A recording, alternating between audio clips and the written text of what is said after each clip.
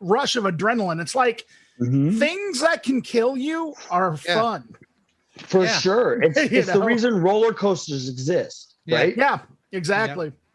Yeah. Wow. See, Jeff, I want you to be my life coach, man. You're the best. You're the most inspirational person I know. Yeah, that's straight up.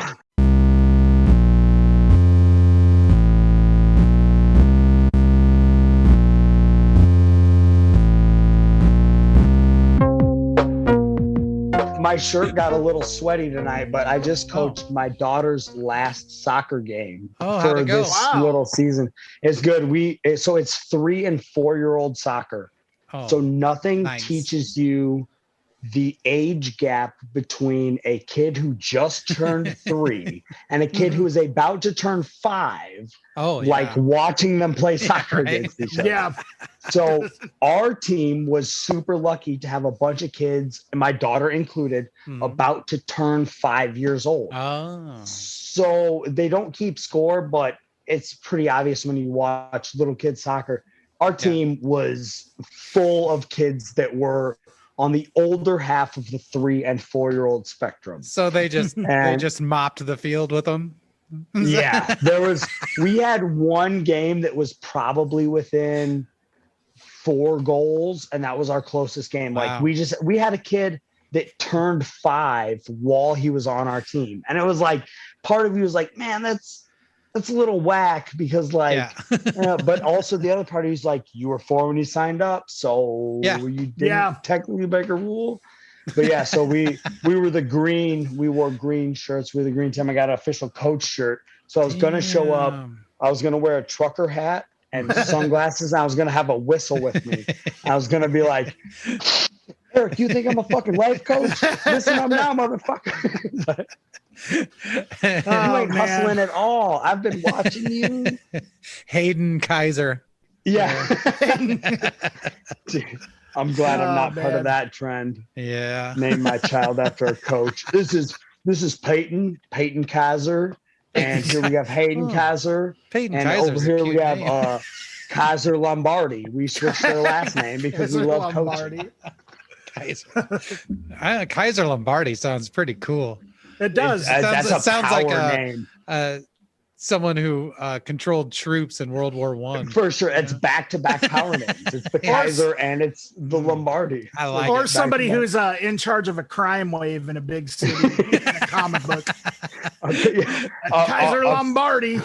A fictional mob boss. Yeah, is what Kaiser Lombardi is. I like it. Kaiser Lombardi. I'm going to start it. You guys want to start a band with me? Call it Kaiser Lombardi? Yeah. We could Dan can be in Lombardi. Yeah, and I just won't have a name. we could all be Lombardis, actually. We could call ourselves it's a Lombardi family. Oh shit, it's our last name plus Lombardi.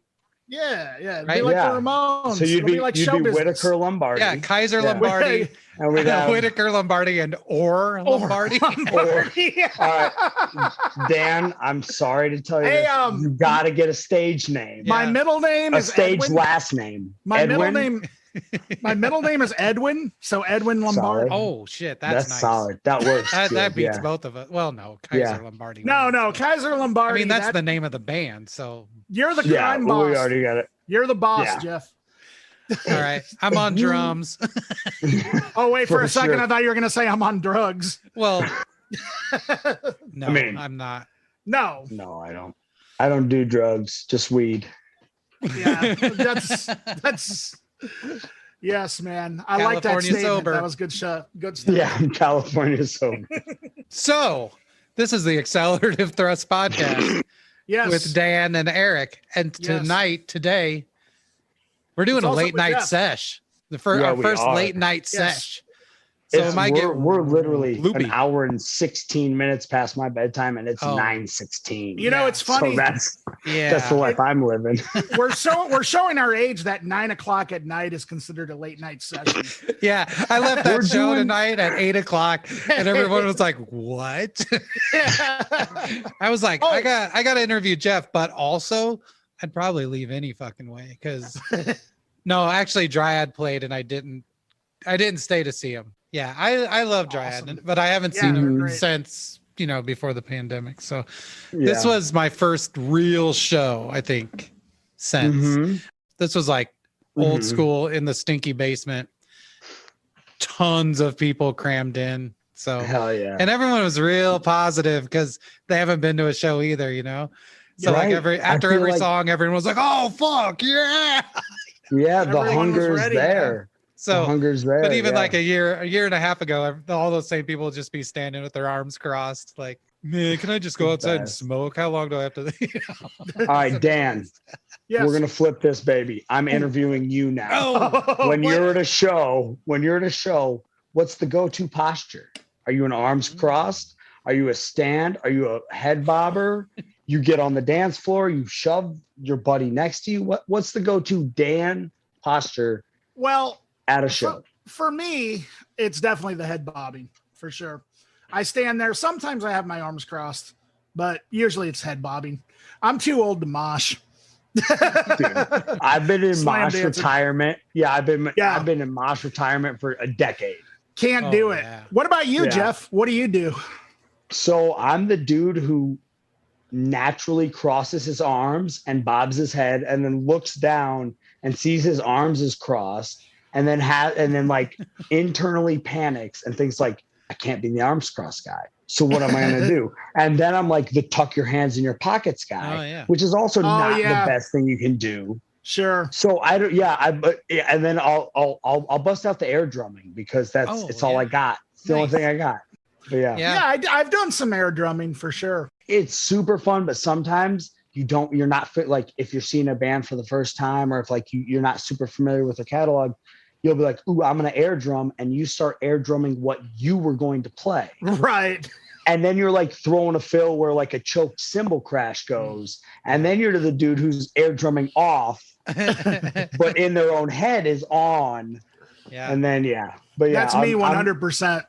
I'm often like arms crossed, like I do this thing where I extend both arms straight out above me, like this, and then I slowly nod my head. There you go. When that's the arms it are for about an out, hour straight. When your arms are straight out, are your hands making any sort of usually just the number one symbol, just straight out. Just like it's hard though, and it's also you got to like feel out the crowd, right? Like are these people like if I like gently bumped into them to like make a little more room for me to just like boogie and not like stiff. That's why you got to follow. I'm not a rules. good dancer. Yeah, you just walk up to the biggest dude, knock him out, and then you can just dance any way you want. All right. So there's a lot of common misconceptions about me. I'm going to try and say this in specifics. A lot of people. I love how you followed that up with that. That's beautiful. A lot of people think I'm super strong and super tough. So usually people are like, oh, Jeff Carson, like, oh yeah, the super quiet dude who does not have diarrhea mouth and is really strong and really tough. Those are the things that people are like, oh, the really quiet and calm and collective guy, Jeff Kaiser, you know him? No one has ever said that. What? All right. So I try to be self-aware. I understand that I have diarrhea mouth and I just spew terrible things. My mouth constantly runs. I try not to. And that's the worst part is I try super hard to be a normal human being. And I cannot do it. I sympathize with that 100%, Jeff, because actually a lot of my friends kind of say that about me, but in a much different way. First of all, they don't think that I'm tough because nobody thinks I'm tough. Yeah, nobody thinks I'm tough, but they all just think that I'm like this, guy who says crazy things. And I do sometimes, you know what I mean? And so I sympathize with that 100%. I just tell everyone I'm tough. Yeah, exactly. Hey, I'm tough. It's nice to meet you. I'm super tough. Can we push the pause button, the one with the two little vertical lines? Push that button. Yes. And let's talk about what we just talked about probably 12 minutes ago. Erik broke his fucking ankle at the skate park, walked out of the bowl, rode his skateboard back to his car, which if you've ever been to Iowa City skate park, it's a nice long little sidewalk to get there. Big old and then he went to fucking Home Depot. Where'd you go, Erik? You went to fucking the Army surplus. The Army surplus. Yeah, Army surplus. Than Home Depot. and hobbled around the army surplus with a broken ankle. But my point is, Eric just said he wasn't tough and proved to us that was bullshit.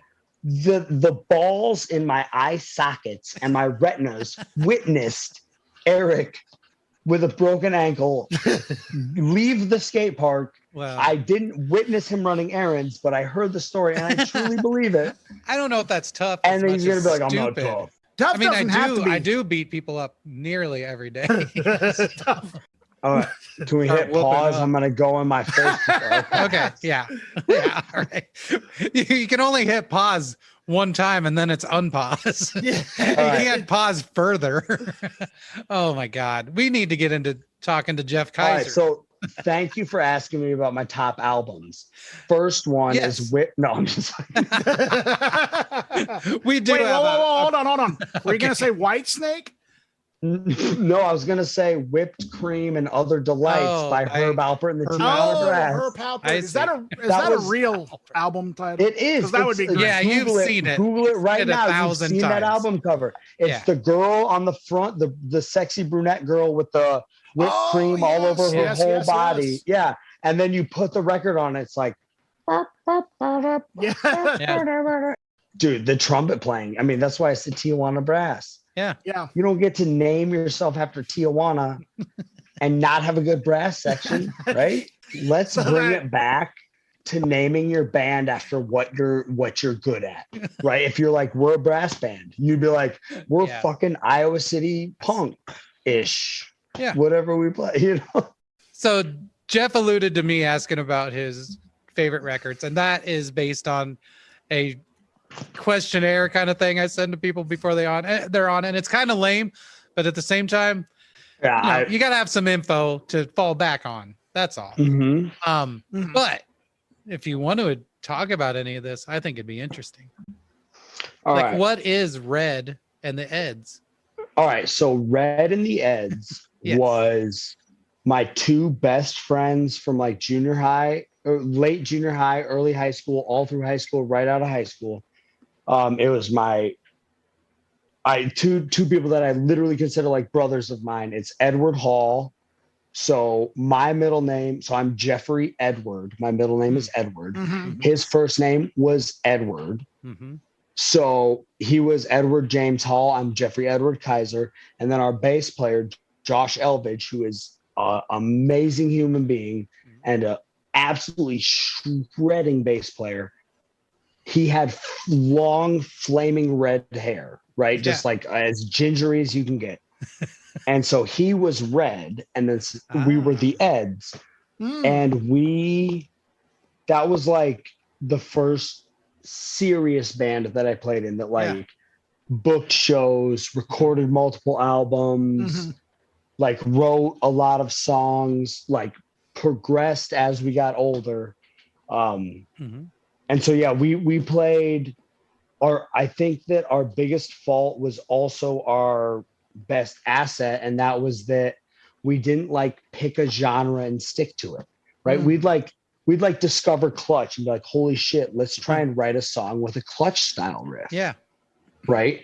And then we'd be like, oh, we all love Operation Ivy. Let's try and write a song in the style of Operation Ivy, or any number of things. And so we had this kind of like sporadic catalog of songs that we wrote. But we played when we did the whole like play the Mill, play Gabe's, play Yacht Club, play fucking blah blah blah blah. And we recorded a couple albums, and a few of them were when we were still young enough to get into UAY and record there because we were under 18. And then, we just, it was just like the high school band that, was super fun to play and that you like make with your bros. Nice. Sure. Nice. So, and you grew up here in Iowa City, right? Yes. Yeah. I mean, I'm like, my parents moved here when I was like fucking 3, and then they both got stable jobs. And I'm the kid who like went to one elementary school and one junior high and one high. Like I never moved. I never did any of that shit. I'm just like a dude who's born in Iowa City and then fucking stuck here. So you've lived there almost as long as me. No, I'm just kidding. Yeah. Yeah, I mean, you're like 20 years older than I am, but other Right, than you walking with a cane and a broken ankle, I mean, we're pretty much the same person. You didn't see me with my cane. I didn't. It was real. I pictured it though. Yeah, it was rough. And so then Hot is the next group, is that right? Yeah, so Red and the Eds broke up, as many Iowa City bands do, where like one of the people is like, all right, I graduated, or I'm tired of this town or whatever, and I'm moving to Chicago. And we're like, all right, well, that's what happens. And so see you in a couple years. yeah, still there. The homie Josh, he lives in Brookfield, but yeah, he's married and has a kid. Nice. We just got together recently. We still keep in contact, and I still love him dearly. But so then that band broke up, and I was kind of just like, not really doing anything. And then the guy that I took drum lessons from growing up, Ed Nearing, just called me out of the blue one day, and he was like, hey, I'm thinking of starting this band, and I need a singer. And I was like, it sounds like your problem. Like, I can't fucking sing a lick. And he's like, wait, hang on. I said that wrong. I'm going to try and sing. And so we need a drummer, because right now I'm singing and drumming and it's not going to work. And I'm like, okay, that I can help you with. I can totally help you with that. And so he's like, yeah, he emailed me. This was in 2009-ish. So he like emails me a couple songs, and I listen to him, and I practice along on the coffee table to the demos of him, and I just go over to his house, which is the house that I took drum lessons in. And Kylie, who works at UAY, who helped us when I was in Red and the Eds record our albums that we recorded at UAY, was there. And I was kind of like, oh shit, what's Kylie doing here? Like I look up to this guy. I was younger than him, and he's established and has put out albums, done all the things that I thought I wanted to do when I was younger. He was like, oh yeah, Kylie's going to play guitar. And I was like, holy shit. And then this other dude I didn't really know, Erik, came in and played, not you, Erik, but a different Erik. Obviously not you, because you're asking me about the band. I don't know. He was playing bass, and like I just sat down, and it was just like fast driving punk drum beats that I could channel my inner energy into. And he was like, whoa, that's what we need. And then anybody who'd seen Hot understands, or maybe not understands, but witness that we're not, when I was on stage in Hot, I wasn't Jeff Kaiser. I was a character that I made up, and I named it. His name was Hot Sticks, because of course it was. And so we had outfits, and I painted a drum set to like match the outfit that I made. And it was a very showy band and everything, and it developed, and we got a new bass player, and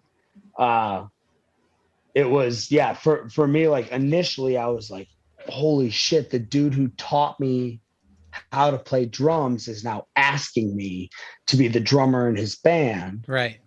Wow. So like to me that was like a huge like ego boost, because I was like, holy shit, like maybe I always had some amount of confidence in my playing, but when that happened, it was like, holy shit, maybe I can actually do this. But yeah, we were it was a band of like, it was characters. It was a show. Like we planned everything out, from like how we were going to start the show, to how the singer was going to enter the stage, to when you could stop and take a drink of water, to when you could, the whole thing was like totally staged and planned out, and like 100% meant to be just like stupid, dumb, like fun entertainment. Yeah. And when it went over in that way, people were like, holy shit, that was awesome.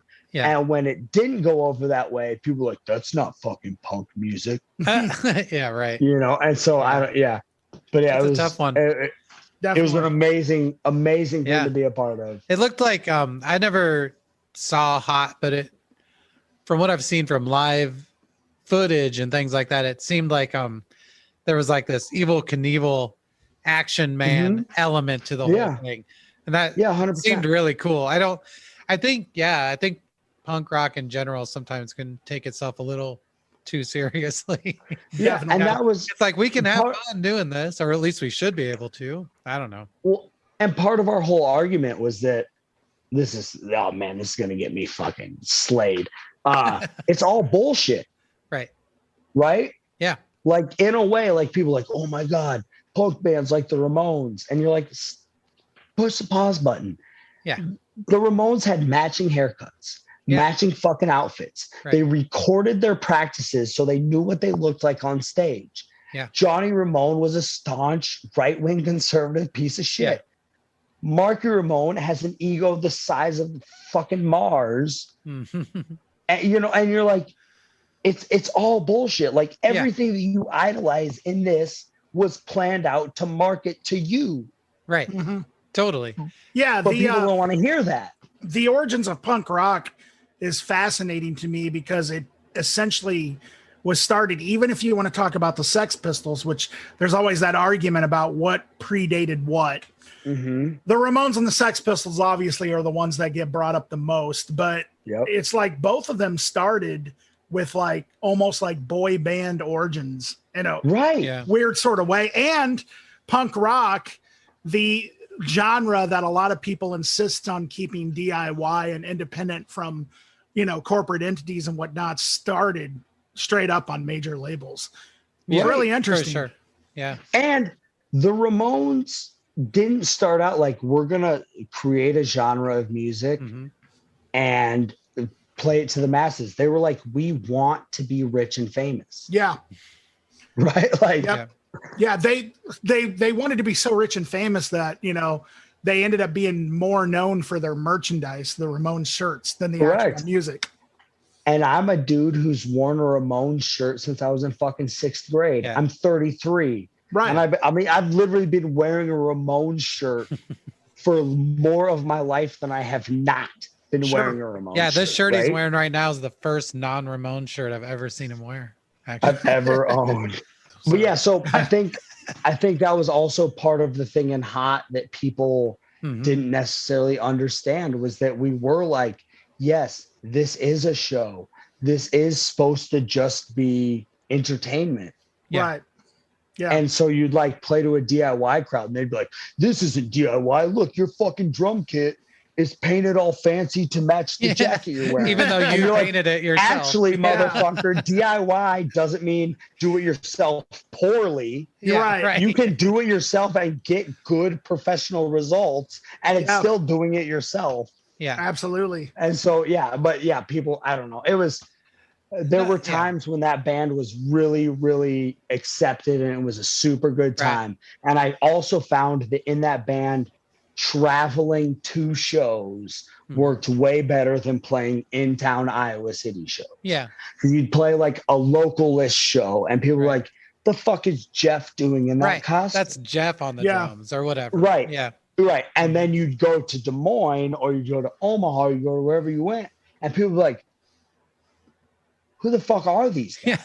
Yeah. Right. Who are these crazy strangers? Right. They didn't know who we were. Yeah, for sure. They didn't. Yeah. They didn't know I was just a fucking regular ass dude who liked to bang on drums and have a good time. There's that element of surprise in the other town. Yeah, for sure. You can show up and be anyone somewhere else. For sure. And you'd show up and you'd get a lot of like the what the fuck's up with these guys vibe, right?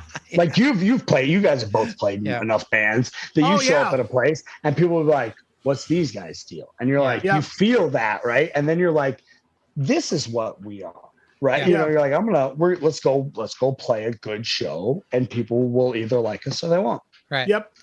Absolutely. So we played a show in Des Moines one time with a British like B, maybe C grade punk band called the Vibrators, right? Because if you're a punk band, you got to have that risque name, right?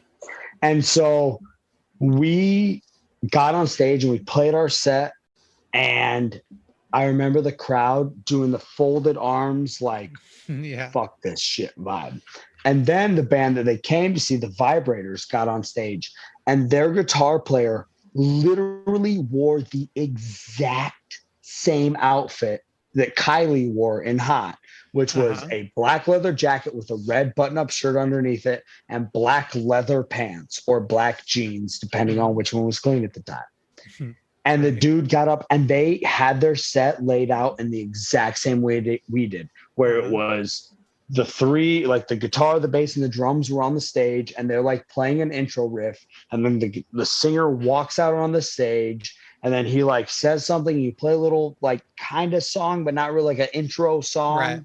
And then you like bang right into the first song. You play a couple more songs, you take a break, play a couple more songs, which is the format everybody uses. Yeah.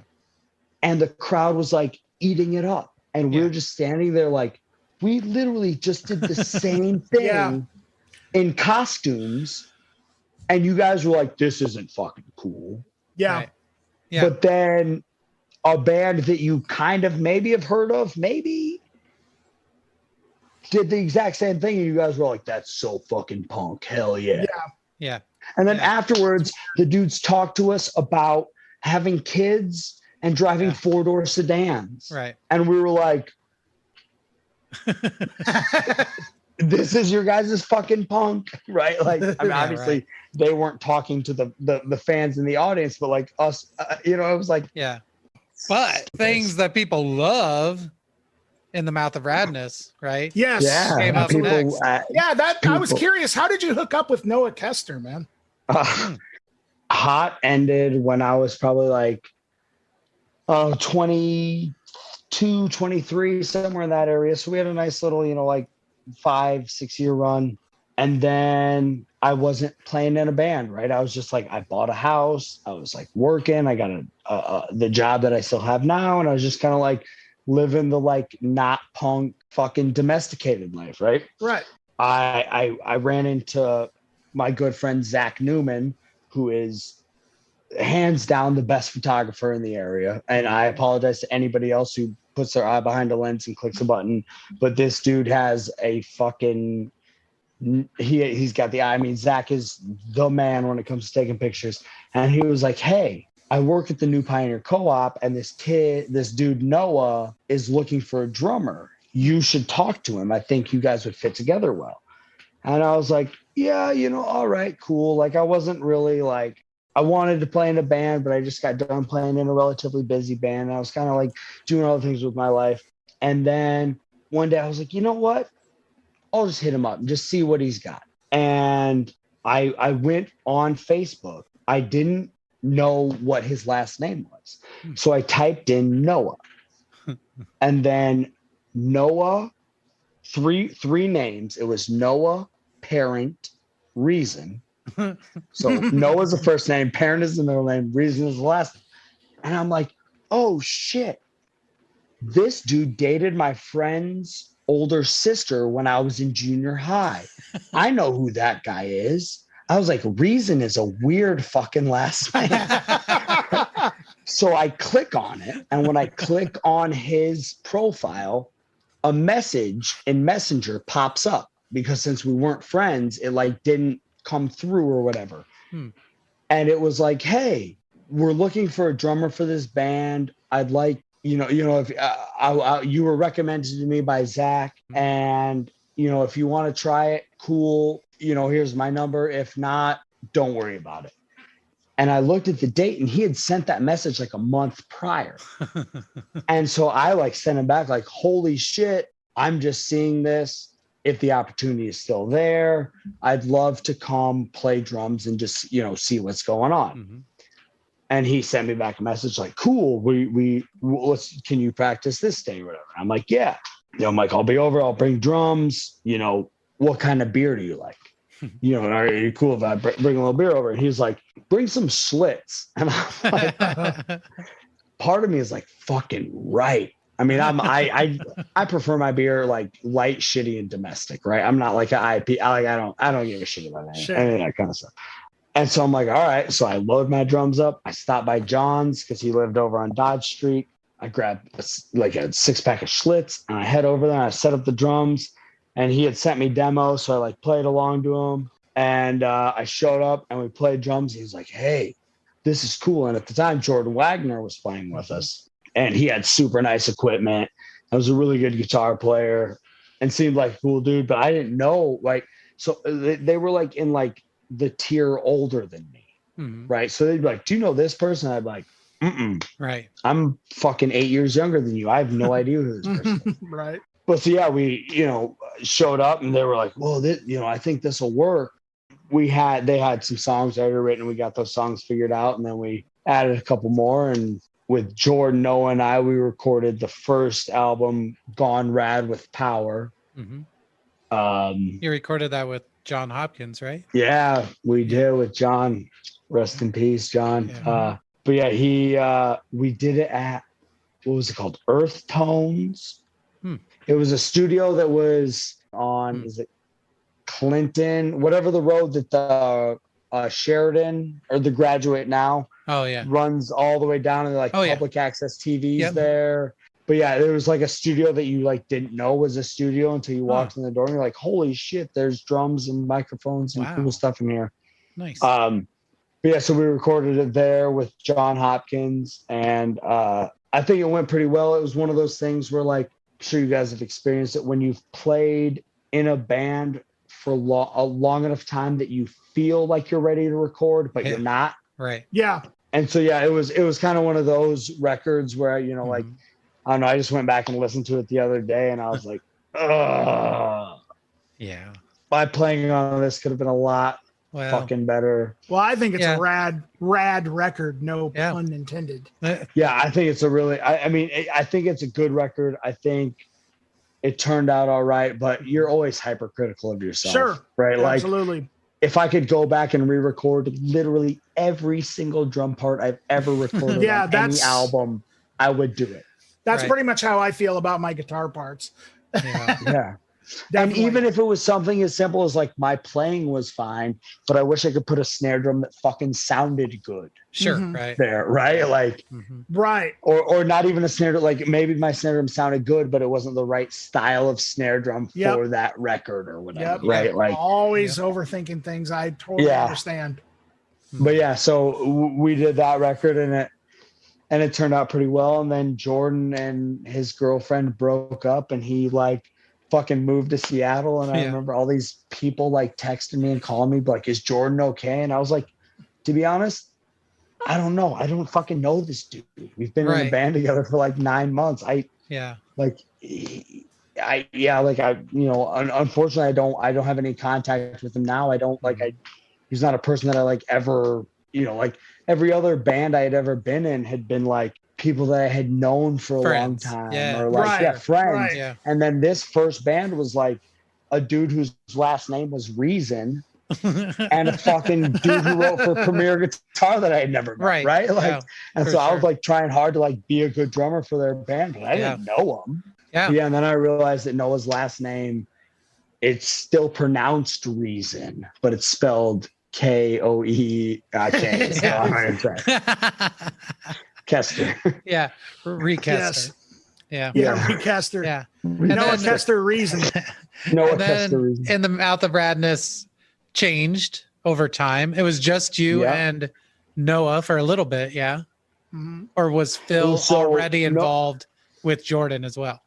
So I don't, dude, I'm bad. I have a bad memory. Oh, that's okay. But I talk assertively, so you will believe whatever there you go. I tell you. And you can also just make it up. Who's gonna fact check this? Who's gonna? And that's true. That's true. And you couldn't fact check it. Anyway. No. So, Jordan left, and then we were like, "Shit, we need another guitar player." So Jack was in, right? Jack Ithley. But so Jack showed up and was like, learned all the songs. Could play him really well. He's phenomenal. Dude, he looks so fucking good on stage. Yeah. Like, this is going to sound mean. He's not a handsome fella. I mean, he's not ugly, but he's not the prettiest dude you've ever looked at. But you get him on stage with a guitar and you're like, that's a good looking dude. Right? Like, he's got it. He's got the it factor. And so he like showed up and he learned all the songs and like we teach him something like, oh no, this like does this thing and then it turns back into that riff. And he'd be like, oh, that's a cool turnaround. Yeah, well, I can do that. And you can just do it right away. And I'm like, damn, this is gonna work out well. And then we played a show together. It went super well. And he was like, guys, I don't know exactly what was going on. Because once again, it was another person I didn't know. Right? Just a dude who showed up and played guitar. But something with like family things, or I don't remember what it was. But he was like, I can't do it anymore. I can't be in a band that like actively plays shows. Yeah. And so we're like, oh, sweet. We've now been through 2 guitar players in 2 months. And then after that, I remember Noah and I had a weird mutual band that we both enjoyed, which is Steely Dan.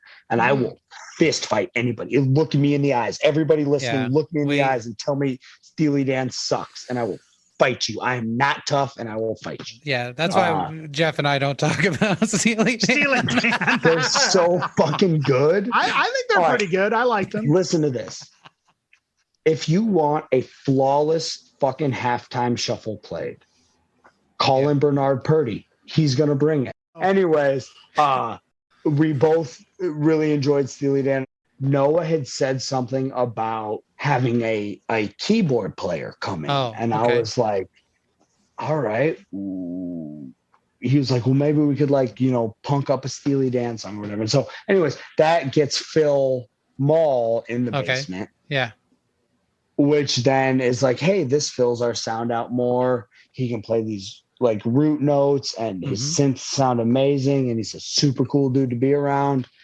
I think we can make this work. And then somewhere along the line, this guy who now thinks he's a podcaster. You're talking about Joe Rogan? Yeah. Joe Rogan. Yeah. So Joe Rogan joins the band. That is awesome. Like, Joe Rogan was look at this audience we got now. Yeah. A bunch of fucking idiots. Stop myself. So then, Eric ended up playing guitar and In the Mouth of Radness. And it was the exact opposite experience of playing with Jack. Eric walked in, didn't know a single note of any of the songs. Couldn't really get them ever. Those songs are weird. Yeah. But the thing that I thought was super cool about the 4-piece is that Phil has his personality, which is Phil and I aren't the same human being, right? Like Phil's the person that you would actually be like, yeah, I met him. He was quiet. He was super nice. He's an amazing person. And I'm the guy that you met, and you were like, why? We were standing 2 feet apart. Why was he yelling in my face the whole time? Right? Like I didn't, like he literally was spitting in my face and yelling just because he was excited about a fucking band I'd never seen, or whatever, or Steely Dan. He was. Yeah, I was gonna say, bring up Steely Dan to him. Bernard Purdy playing a shuffle on a fucking song that nobody's ever heard. But so I think that when Eric and Phil were in the band, it kind of had like the half spazzy, half kind of pulled back personality vibe to it, which gave it a really unique and good sound, I think. Yeah, I think so. Yeah, my stage presence, anyone who's ever seen me, is stand quietly in the back, generally. And then become self-aware and pretend to headbang for 30 seconds and then get nervous. I remember the Eric Whitaker headbangs. Fucking perfect. They're good. They're good.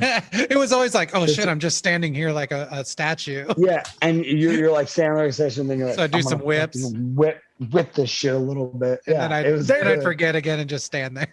That also just goes to show that just letting whatever's inside of you out in a genuine fashion resonates with people, right? Yeah, I think people can tell I'm not performing or something. You know what I mean? Right. But I should probably. As somebody who's played in a band that was based solely off of a character and performance, that character was just me with a stupid name and an outfit, right? Like for sure. That was still like what I felt inside should be going with what we were doing at the time. Yeah. And so, there's times where, people are like, oh, I don't know, they were trying to get to all their spots on stage and it was too overproduced and stuff. And you're like, Right, but that's still what that fucking human being wants to do and what they think it's not good. fake. Yep, that's Right, it's not exactly. fake. It's the WWE of music. And if you're not going to do that, it's staged. Yeah. If you're not going to allow that to happen, then what is even the fucking point? Why would I go to a show where no one is enjoying it? And if they do, then that's a negative thing. That's so stupid. Makes me wonder how many of those people that are critics of that, like, are still fans. Like, they have a problem with it when it's presented right in front of them for some reason. But then they go home and still love Alice Cooper or Kiss or Marilyn Manson or something. Yeah, for sure. Yeah. And let's talk about how awesome Kiss is. Yeah, because that is a fucking DIY band. Yes, that's true. Right. They I mean, really like Kiss started a huge influence on what Hot was the early years of Kiss and Slade. Dude, nice. Yeah, that is so awesome to hear that, because I defend Kiss all the time. At least the early stuff. I love early Kiss. The first, I think me and Eric have talked about that a little bit. Yeah. Dude, early Kiss is like, we have one fucking outfit and we're gonna knock the mold off of it and we're gonna put it on and we're gonna fucking try our hardest and shred. And like, listen to Kiss's first album and tell me it's not a fucking DIY band. That album sounds like shit. Yeah. It's a terrible sounding record. Strutter is one of the greatest rock riffs of all time. It's such a good song. Yeah. And on that first record, it sounds terrible. Yeah, it does. It really does. Production quality is awful. There's a reason why they didn't get popular until they put out Kiss, a live album. For sure. When you're a band and your fucking fake live album sounds better than any of your previous studio albums, so true. That's kind of proof that you're a DIY band. So true. Yeah. And whatever they turned into later, yes, they were in it for money and fame and all that bullshit. Yeah. But they put the work in. They put the work in to get to that point. And not only that, the other thing about them too that I will say is they've never kept that a secret. They've never pretended, even in those early DIY days. They just said, we want to be rock stars. We want to, you know, that's what we want to do. So for sure, you can't fault them for that.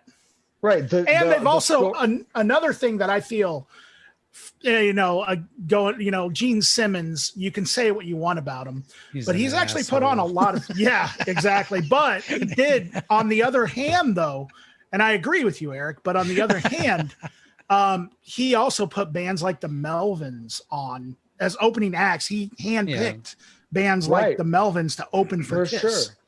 And so, And he also tried to sue Teenage Fan Club for using the $, but that's a different story. What? He also tried to poach Eddie Van Halen to be in Kiss. Nice. Okay, so, I didn't know. But he, and please fact check me on this, but I'm pretty sure that he helped produce Van Halen's demo that had fucking Running with the Devil and a lot of the songs that were on the first Van Halen album. And the whole reason that he did that was to try and get Eddie Van Halen out of Van Halen and into Kiss to replace Ace Frehley. Wow, cool. Please fact check me on that, because that is something I said with power and conviction that I was told that I believe. Yeah. If that's wrong, Ed Nearing started a shitty band called Hot, and he lied to me about there was another band that he was really instrumental in getting out there is Rush, actually. Yeah. Rush toured with Kiss. And here's the deal. Yeah. I'm saying it right now on record. Gene Simmons is a piece of shit human being. Yeah, absolutely. But there's no question. No question. Yeah. I mean, there was an interview with Geddy Lee where Gene Simmons was it was actually with Gene Simmons, where he was talking about, these Rush guys, they're on tour and we're all trying to get laid, in the hotel rooms, and Rush is sitting there reading books. Like, right. Yeah. I don't know. The funny thing is like example. Gene Simmons, it's like, I don't know. It's, if you take the morality out of all of it, he's just like a big hedonist. And like, Why shouldn't he be? I mean, sorry. Like, well, yeah, if that's what he wants out of life and he can do it. Yeah. It's the human race, right? I mean, Here's we the all deal. are after something. You is what you is, right? Yeah. That's true. So then in the Mouth of Radness, Phil and I leave. Both for let's tell the story. Eric, can you tell the story of you leaving? All right. So Phil's mom, from what I remember, gets ill, and Phil is like, yo, I can't be in the band anymore. I have other more important things to deal with. Totally understand. You know, your spot will be here if you want it, whenever everything gets taken care of. And then Erik calls me and he's like, Jeff, I fucking hate your guts. Shut up. I'm quitting the band. Shut up. That's what I remember. That's pretty much Eric, if you have a different story, you can tell it. Geez, that's Erik, what I think that's right. I hate you. Shut up. I'm quitting the band. Is how it went. Yeah. No, I also had some other family stuff going on too. And I was just getting a little run down, I think. And I remember the last show I played, I had the mumps. We were doing like a little mini tour thing. And it was what, 3 or 4 days. Yeah, and I missed the last show because I had the mumps. And I knew I was sick, but I also was drunk the whole time. And I was just smoking cigarettes and just drinking and staying up all night. And like, so I was just sleeping like, oh on man, people's floors. I'm getting pretty run down here, you know. And I guess I just thought it's because I was old. But then I started to get these like big jowly cheeks, and I was like, what is going on? So I went to the clinic. Yeah, they were like, you have the mumps. I was like, what fucking 38-year-old dude gets the mumps? Yeah, is it 1919 right now? What is going on? So I think that's really what it was. My leaving the band was something like, I'm sorry I have to quit when we have another show to do, but I have the mumps and it's super contagious, and also I have other family stuff going on. So I think I'm crazy. So like what are now, okay, this is I remember that's how I remember it too. But I played a pretty good show considering I had the mumps.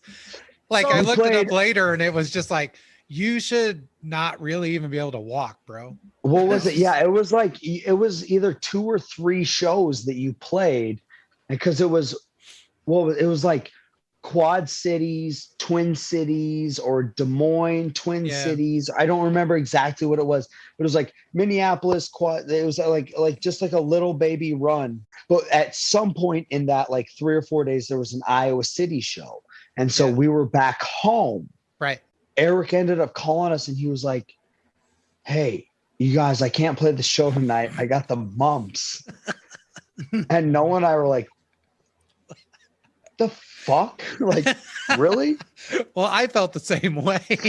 We were like, really? You got the mumps? Yeah. That is such an weird. That is such an alien thing that I have to ask. A cold or a fever or like I got the mumps. Yeah, I would have played if I just had that shit. Like, honestly, if I didn't think I was going to give everyone else there the mumps, I would have been there. So what was the mumps like, Erik? It was just like I had these big jowls, like my cheeks puffed out, and I was just like really tired and run down, and that's freaky stuff. But like I said, I was pushing it pretty hard, so I didn't even notice I was actually sick. I just thought it was you feel like you just got the I'm on the road and run down and feel like you're tired. And then finally when we were back here and I had a chance to like chill and be back home for a second, I was like, I think I'm kind of fucked up. I better go see the doctor. Like, wow. Yeah. That's the weirdest thing. It was so weird and dumb. The craziest thing about Erik getting the mumps is that directly parlayed in the Mouth of Radness to being like, nah, fuck this. We're a 2-piece. Yeah. Because the next show was, I think it was at the Beer Stube. Right. I think in the Quad Cities. And Noah and I called Noah, he called me, and we're like, what are we going to do? Yeah. And I think it was Noah was like, fuck it. Let's try it. Let's play the show. Yeah. Just do it as a 2-piece. I was like, all right, let's go. Like the show's already booked. I'm already committed to being there. Right. So let's fucking go. So we go and we play the show and we're like, yo, what's up? Hey, all the people, who have been here the last couple of days, because, I think it was with Cam Throne and the Seeth. Right. Yep. And we were like, Eric's got the fucking mumps, so he's not here. So the whole show, we were just like cracking jokes on your behalf, like just kind of like jabbing at Eric. Nice that he got the fucking mumps. Because I mean, who that's does not that? a thing. It's not a thing. Yeah, you were all like, well, yeah, he got the mumps. Yeah. What's wrong with that guy, man? What was he licking dogs' asses? Like that's the only way you can get the mumps, for fuck's sake. Yeah, it was things like, what was he doing? Yeah. Well, I hope you all remember that we were in a time machine tonight because we went back to 1932 and our guitar player who's supposed to be here has the fucking mumps. Yeah. We'd just say shit like that. Or we'd be like I'd like sing a guitar solo into the mic, and then after the show or after the song, be like, that guitar solo was supposed to be played by a dude who's fucking dying in the Roaring 20s. So and then after that show, Noah and I were driving home from the Quad Cities, and we were like, are we gonna do this? Yeah. Like, I think we can. I think we're both spazzy enough that we can just make this work as a two-piece and not be a boring two-piece, because everybody's seen two-piece bands that are like, why are you wasting our time, right? Like, Yeah. And so we felt like we could be a two-piece band that didn't waste people's time, that sounded full enough, that was energetic enough that people would enjoy it. So now we're to the Starry Nights, who then became Deathkill Overdrive, and we'll have to talk about that. But the most fun fact about Starry Nights is that there's no "the" in the name. It was just Starry Nights. That band started out by Kane reaching out to me and being like, hey, I'm thinking about starting a band. And I was like, why don't you have Luke Ferguson play drums? Because he's an amazing drummer, and he was the drummer in Lipstick Homicide. Right. And there needs to be no discussion on how fucking great of a band they were, because every person who has ears knows it. He was like, I just want to do something a little different. I just want a little different vibe. And I was like, all right, cool. So showed up to Kane's parents' house, went in the basement, his drum kit set up. We wrote a couple songs.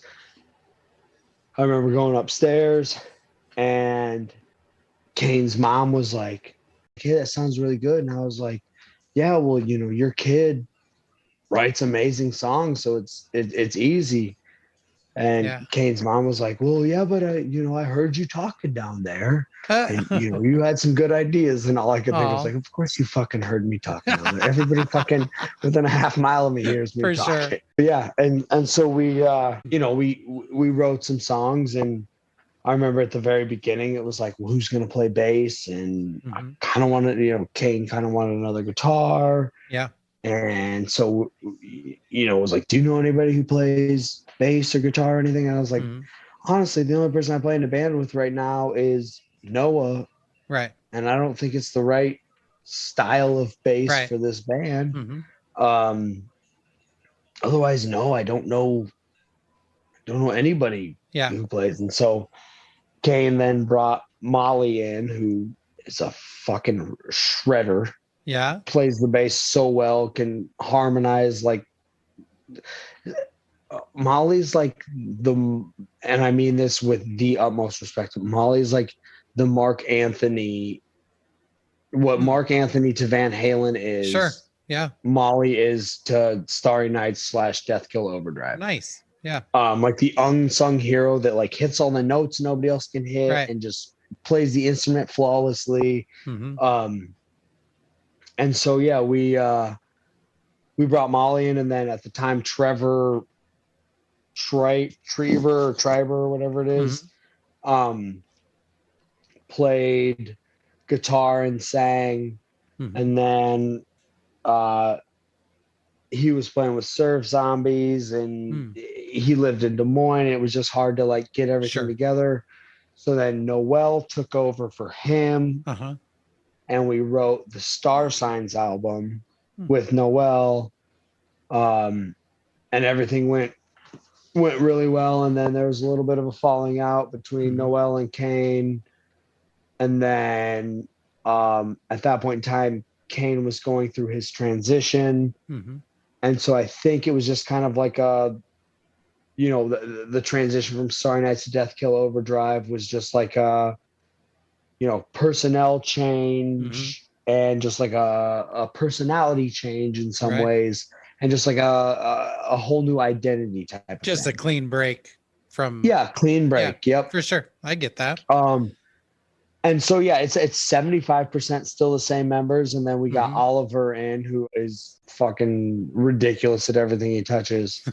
And that's how we got from Starry Nights to Death Kill Overdrive. And nice. And so you wrote a new record and you recorded at Black. Yep. Nice. You know, I had recorded out there a couple of times at that point, and I felt really confident in the gear that I had and the way I had it tuned up, and the whole band I felt really was like, the playing was really on point. Yeah. We were playing tight, and all the guitar tones were good, and Kane's voice is, you know, the best I feel that it's ever been. And we just went in, and I felt like we knew what it took. You know, it only took us to the age of, you know, some of us are in our 30s and some of us are in our mid 20s or whatever, but we finally figured out what it takes to make a good sounding record. Yeah. And I think Oliver had a huge part in that. Right. That's what you were saying to me once, was when I asked you about this before. You said that Oliver really knew how to thicken up the tones and everything, and just and how to double down on the vocals, and he had good points of where to put harmonies, and you know, like, just having him in the studio, I think really helped beef up the sound of the record. And then I also think, you know, me understanding what it takes to capture a good sound with Luke, and Luke having the right gear and understanding how to capture a good drum sound, because it's not an easy thing to do, and he's really good at it.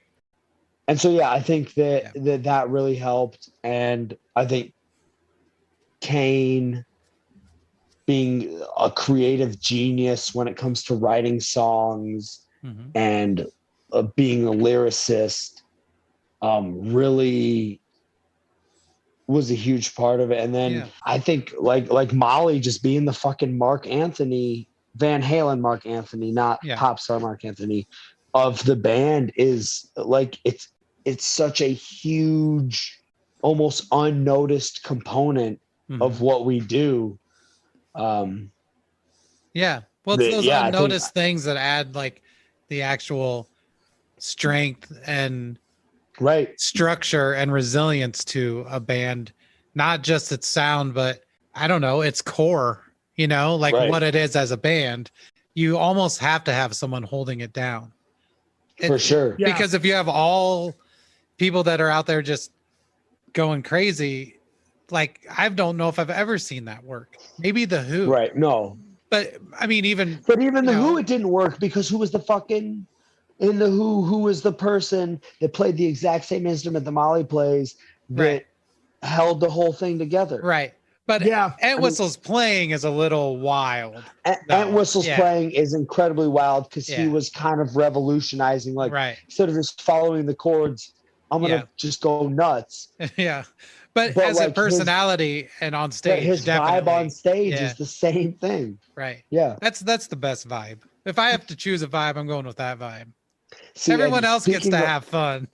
Speaking of the Who, if I can pick one vibe from one musician that I could have on stage, it would be another member of that band, and it would be Roger Daltrey. Yeah. Nice. No, fuck no. Wouldn't it be Keith Moon? If anybody's ever been around me, they should know that Keith Moon is the reason I play drums in my hero, right? Yeah, for sure. Makes total sense. Best rhythm section of all of rock and roll ever. I'll stand I would by agree it. with that. I mean, I would agree with that. nothing is tighter and looser and more just natural. They're just playing. They're not thinking, and that's outrageous. You know, like every show was like an out of body experience for them or something. Like it's for sure. It's hard to describe. Yeah, there was definitely something just absolutely insane yet controlled about the Who for sure. Yeah. So we were talking about the record and sorry to interrupt. I want to talk about the Who more, but I feel like we have to talk about that when people hear this, which will be a week from tomorrow, Thursday, you will be playing a record release on Sunday. Yes. On the 25th. Yes. And where's that at again? Gabe's. At Gabe's. It's Oasis. Downstairs, free at Gabe's. And hopefully our cassettes will be manufactured and delivered to us by then. They were ordered a while ago and we do not have them yet. But we do have CDs. Yeah, we're playing with Trophy Wives, which is Anna Khan's, like a Friends of Cain's bands. And I'm terrible at remembering. There's another person who's playing this, like it's one of their first couple shows they've ever played. Nice. There's going to be some karaoke afterwards. Nice. Eric and I are going to do Run DMC. Dan's coming out. He's going to do some Run DMC. I'm going to do DJ Jazzy Jeff and the Fresh Prince, actually. Afterwards, we're all doing Shake Your Rump by the Beastie Boys. There you go, Shake Your Rump. I don't care which one I am. We got to do it, man. All three of us. We will all three of us collectively rock a house party at the drop of a hat. There you go. I think, I do have a beard like a billy goat. You do have a beard like a billy goat. So you'd be MCA. I have to be MCA. Sure. That's all right. He's my man, Eric W. He's the fella with the raspy voice, yeah? MCA? Yeah, MCA is the one that doesn't sound like the other two. Yeah. Sound the same. They sound exactly the same. And then, and then MCA.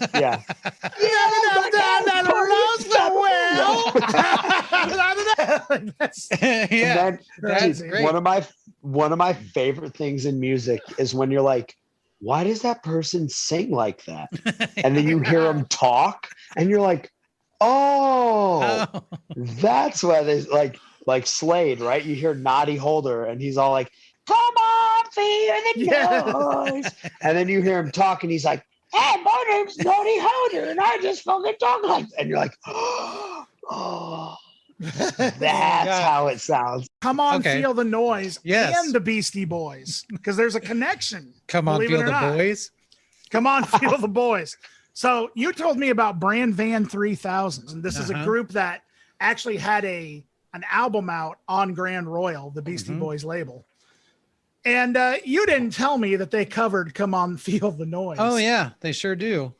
Did they cover the Slade version? No, they covered Quiet Riot. No, exactly the same.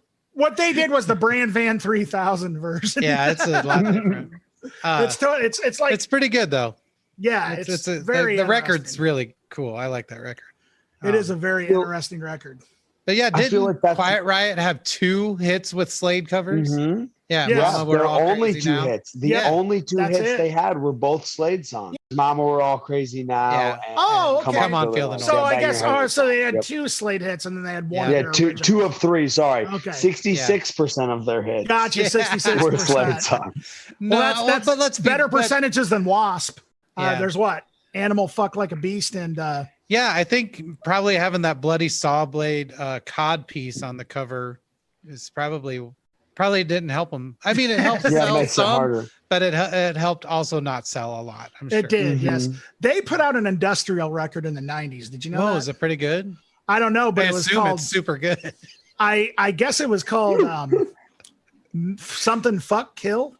So Jesus. It was supposedly Blackie Lawless actually like cut up a live pig on stage. Gross. Supposedly. Yeah. I don't know. See, I'm not into that shit. Yeah. I remember watching that. What's the what's the black metal documentary where it's like until the dark takes us, or until the light takes us, right. Until the light takes us. And at the end, the dude's doing the performance art thing where he's like on the couch cutting himself up, and I was like, I'm out. I'm good on. I don't. Satyricon, yeah, I'm good on that. The only black metal band I really like is Dark Throne. That's pretty much it. I like some Dark Throne. Black metal's pretty good, but it's like I feel bad saying it, but I burn out on it pretty quickly. It's like 2 or 3 songs. I'm like, I'm good for a few months. Yeah, black metal was never something that I was like, oh, I love corpse paint. That's another thing that was super funny that happened to In the Mouth of Radness one time is we were called a cheeseball band, and then the band that called us a cheeseball band put on fucking corpse paint and played after us. And I was like, yeah, there's only 2 of us and we're fucking spazzes. And yes, we are a cheeseball band. I'm not denying that. But y'all just put makeup on in the bathroom and then played a set. Yeah. So who's the cheeseball? Were they black metal? Ish. It was just, I mean, it wasn't, it was, I'm not going to name names or whatever, but I was like, come on. Well, there's what do you mean we're cheese balls? Y'all literally just put makeup on. That's kind of ironic since Noah was actually in a straight up black metal band. Right. Yeah. For sure. Yeah. Nether Void was as black metal as they come. Yeah, definitely. Yeah. They were the only black metal band in Iowa that I know of. Besides, there was a band called Mascom from Clinton. Mm-hmm. Yeah, it's the only black metal I knew of. So I remember Noah when we were in Mouth of Radness, they did like a Nether Void reunion show in Chicago. Whoa. And he had to go to Bud's Custom Meats and get the fucking sheep's head. Really? And I remember him being nervous about like going there and being like, hey, you got the sheep's my head. friend told me I can get sheep's heads from you guys or whatever. But so he went there and he grabbed the sheep's head, and the guy like took him in the back and was like, what are you using this for? And he was like, instead of just, and like the dude, like if you get a fucking butcher doesn't give a shit what you're using the meat for, right? You could be like, I'm buying this porterhouse to smash my nuts with, and he'd be like, yeah, cool, you're the 3rd guy this week who's done that, right? Or, like whatever it is. But he was like, it's for an art project. And I was like, you could have just told them it was for a black metal band, and they would be like, oh, that's actually fucking rad. And they probably would have went back to the other guys like, dude, a guy who plays in a band just fucking bought a sheep's head from us. Yeah. And he's gonna take it on stage tonight. That's fucking cool, right? Like they would have been like, that's fucking wild. People don't usually do that shit here. That's a story. He should have been like, it's about fucking heavy metal, just wrap it up. Yeah. Listen up. It's just it's too metal for you, Riverside, Iowa guy. Yeah. Don't question my devotion to the master. Wrap up the goat head. Hey, we're doing pagan shit. Oh, man. So, Jeff, I have a question for you, and it's kind of I want to go back to your favorite records. So I always like to ask these kind of questions just because, somewhat of a record nerd myself, but what are some records that are just like huge influences on you? All right. So records that are huge influences on me in general for me are records that I discovered at a relatively young age, that I discovered, with friends in one way or another. So a record that I absolutely love is by the band Bear vs. Shark. Well, I guess both of their records that they put out, I absolutely love. But their first record, Right Now You're in the Best of Hands, and if something isn't quite right, the doctor will know in a hurry. They usually just call it Right Now You're in the Best of Hands. That album came out in like 2003, which at the time I would have been about 14, 15 years old. And at the time, all the bands were like hardcore bands, like 18 Visions. Right. Fear Before the March of Flames. And all these bands that just fucking did the chugga chugga woo and false harmonics and screamed at you the whole time. Nothing wrong with that shit. It just wasn't me. And then this band from Michigan came down, Bear vs. Shark, and they were like Like they had like a funky kind of groove to their music, and they still screamed a little bit, and they still had a ton of energy. And at that time, I was like, holy shit, this is something different and something great. And so that album is one of my favorite albums. In Name and Blood by the Murder City Devils. Oh, that's one a of my fantastic favorite one. One of my favorite records. Mm-hmm. Really, any Murder City Devil record, whether it's Thelema or In Name and Blood or even R.I.P. the live record that was like their quote unquote last show ever live recording. Right. I love that band. I'm also a huge fan of like Tribe Called Quest. The Low End Theory is one of my favorite records. Amazing. I really love Power in Numbers and Quality Control by Jurassic 5. Oh, yes. Conversations with the Devil by Andre Nicotina. It's one of my favorite records. I remember I was at prime Enema of the State age when that album came out, right? In 1999, I was fucking 11. Sure. So Blink-182's Enema of the State was a huge record for me. Obviously, like Legacy of Brutality by the Misfits. I just, all of that kind of stuff that came along to me at that really influential and like moldable time of my life. Like the teenage years or whatever. Sure. Yeah, those are some of my favorites. And I love, like I said, just Conversation with the Devil by Andre Nicotina, but I love there's like Bullets in a Bankroll. I mean, it's just like kind of like Bay Area hip hop, but you'll listen to it and you'll be like, motherfucker just sampled Scar from The Lion King. And then he'll go and rap about like selling coke to people, right? You're like, wait a second, which one is it? He'll be like, oh, when I see my son's eyes, it makes me cry.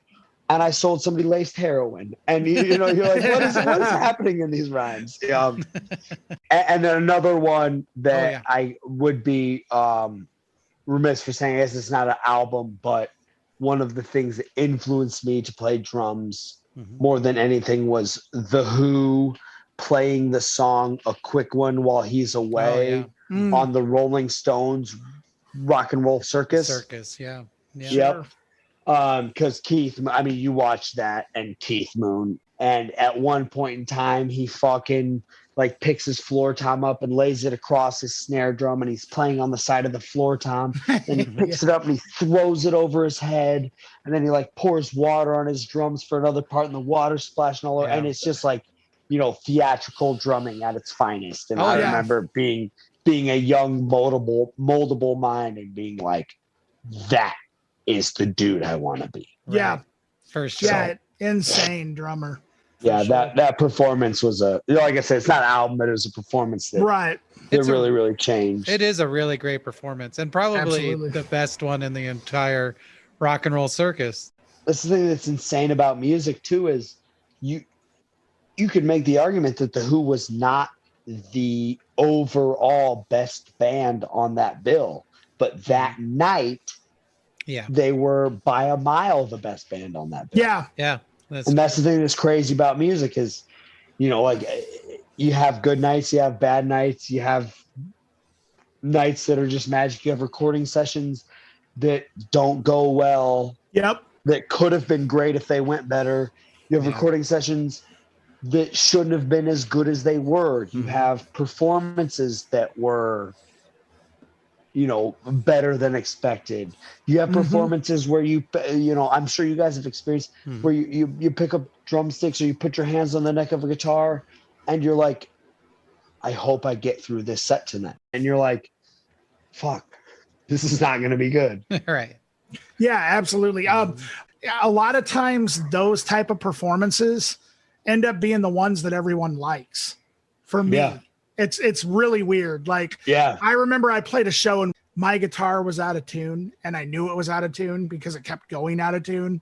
And like, I thought that we just played like terrible and off time, and everybody came up to me and was like, that was the best show I'd ever seen. And then literally like a week later, the same band played, and I thought it was a solid set.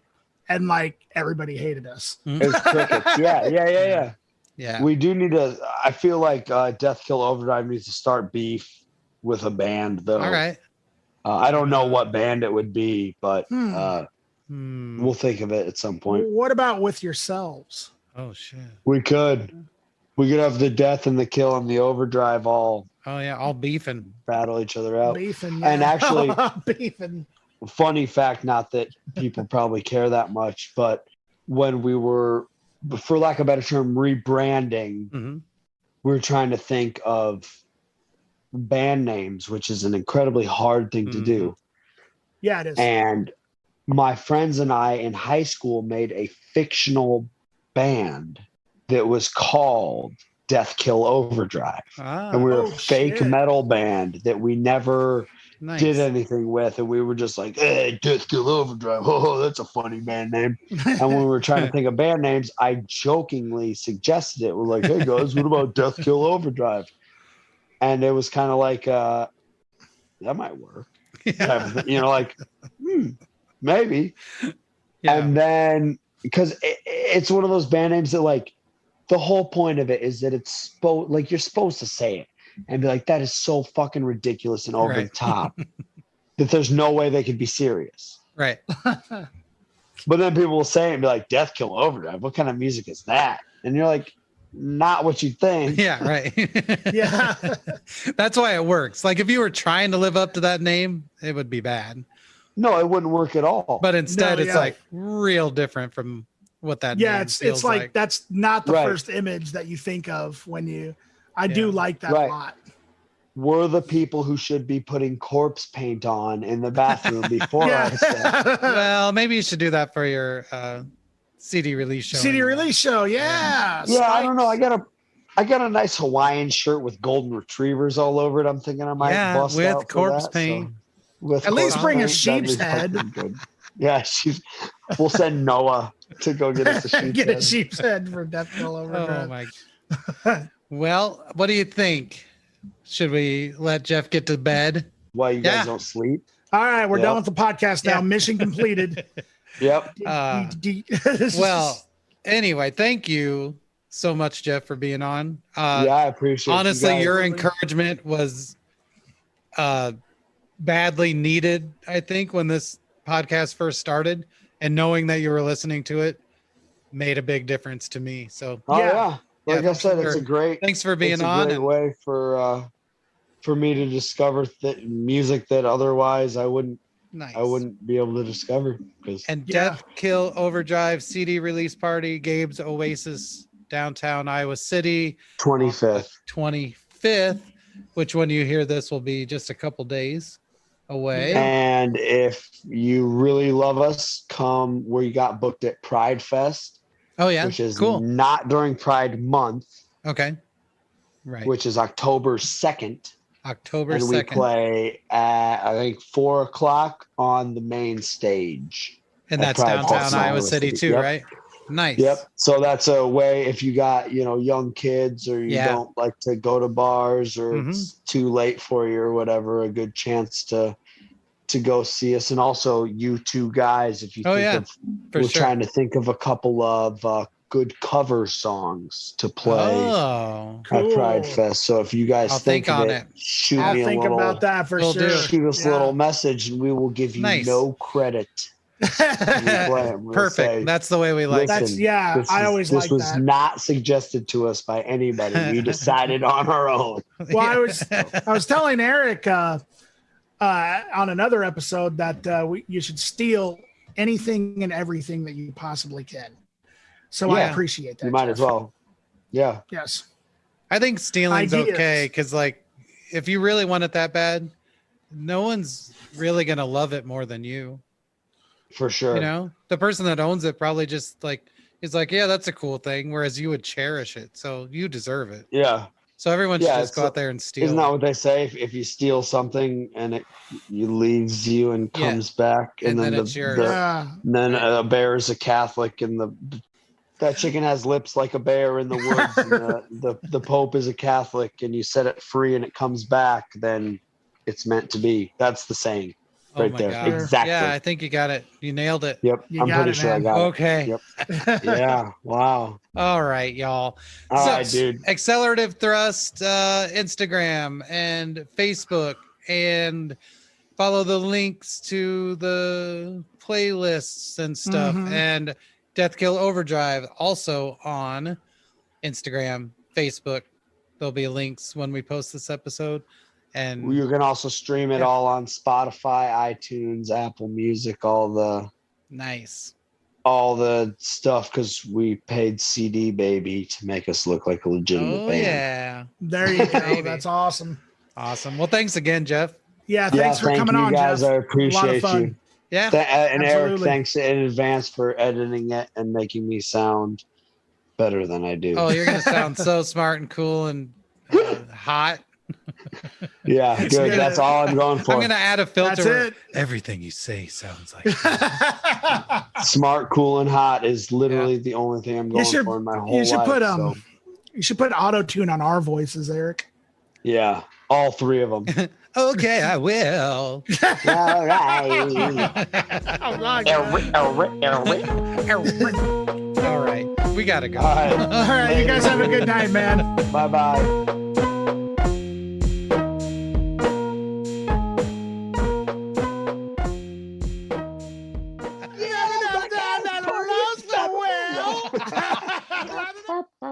Yeah.